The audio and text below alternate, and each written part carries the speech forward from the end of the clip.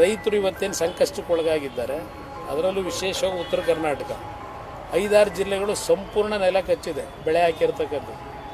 ಬಹುಶಃ ಮೊನ್ನೆ ಇಲ್ಲೂ ಸಹ ಅಕಾಲಿಕವಂತ ಮಳೆ ಮಂಡ್ಯದಲ್ಲಿ, ಪಾಂಡವಪುರದಲ್ಲಿ ಹೆಚ್ಚಿನ ಒಂದು ಬೆಳೆ ನಾಶ ಆಗಿರ್ಬೋದು, ಊರುಗಳಲ್ಲಿ ನೀರು ನುಗ್ಗುವಂಥದ್ದು ಎಲ್ಲ ನೋಡಿದೆ. ನಾನು ಪ್ರಧಾನಮಂತ್ರಿಗಳು ಮನವಿ ಮಾಡಿದ್ದೇವೆ, ಏನಾದರೂ ಹೆಚ್ಚಿನ ಒಂದು ನೆರವು ಕೊಡಿ ಅಂತ ಹೇಳಿ.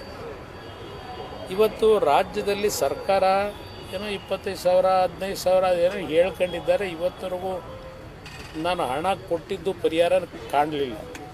ಮೊನ್ನೆ ಕಲಬುರಗಿನಲ್ಲೂ ಸಹ ಬಂದ್ ಆಚರಣೆ ಮಾಡಿದ್ದಾರೆ ರೈತರು, ಇನ್ನೂ ಪರಿಹಾರ ಕೊಡಲಿಲ್ಲ ಅಂತೇಳಿ. ನಾನೀಗ ಅವೆಲ್ಲ ರಾಜಕೀಯ ಇಲ್ಲಿ ನಾನು ಮಾತಾಡ್ಲಿಕ್ಕೆ ಹೋಗೋದಿಲ್ಲ. ಅದು ಮಂಡ್ಯಕ್ಕೆ ಸಂಬಂಧಪಟ್ಟಾಗೆ ಹಲವಾರು ಶಾಲೆಗಳ ಅಭಿವೃದ್ಧಿಗಿರ್ಬೋದು, ಹಲವಾರು ಮೂಲಭೂತ ಸೌಕರ್ಯಗಳಿಗೆ ನನ್ನ ಕೈಲಾದ ಮಟ್ಟಿಗೆ, ಏಕೆಂದರೆ ರಾಜ್ಯ ಸರ್ಕಾರದ ಜವಾಬ್ದಾರಿ ಜಾಸ್ತಿ ಇದೆ. ಇಲ್ಲಿ ಹಲವಾರು ಸಮಸ್ಯೆಗಳು ನಾನು ಹೊರಗಡೆ ಹೇಳ್ತಕ್ಕಂಥದ್ದಕ್ಕಾಗಲ್ಲ, ಕೆಲವು ವಿಷಯಗಳನ್ನು, ಸೂಕ್ಷ್ಮವಾದಂಥ ವಿಚಾರಗಳು.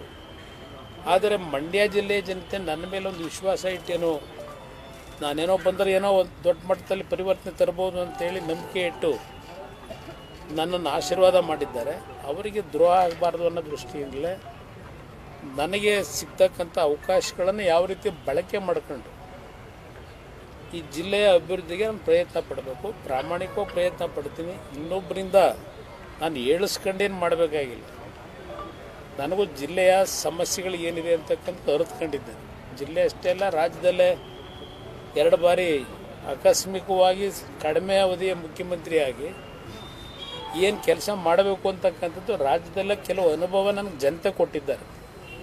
ನಾನು ಇನ್ನೊಬ್ಬರನ್ನ ಮೆಚ್ಚಿಸಲಿಕ್ಕೆ ಮತ್ತಾರು ನಮ್ಮ ವಿರೋಧಿಗಳಿಂದ ಸರ್ಟಿಫಿಕೇಟ್ ತಗೊಳ್ಳೋದಕ್ಕೆ ನಾನು ಕೆಲಸ ಮಾಡಬೇಕಾದ ಅವಶ್ಯಕತೆ ಇಲ್ಲ. ನನ್ನ ಆತ್ಮಸಾಕ್ಷಿಗೆ ಕೆಲಸವನ್ನು ನಾನೇನು ಮಾಡಬೇಕು, ಅದನ್ನು ಪ್ರಾಮಾಣಿಕವಾಗಿ ಈ ಜಿಲ್ಲೆಯ ಒಂದು ಅಭಿವೃದ್ಧಿಗೆ ಪ್ರಯತ್ನ ಪಡೋದಷ್ಟೇ ಅಲ್ಲ, ಈ ಜಿಲ್ಲೆಯ ಜನತೆ ನನಗೆ ಇವತ್ತೇನು ಒಂದು ಲೋಕಸಭಾ ಸದಸ್ಯನ ಮಾಡಿದ್ದಾರೆ, ಮಂತ್ರಿ ಆಗ್ತಕ್ಕಂಥ ಅವಕಾಶ ಕಲ್ಪಿಸಿಕೊಟ್ಟಿದ್ದಾರೆ.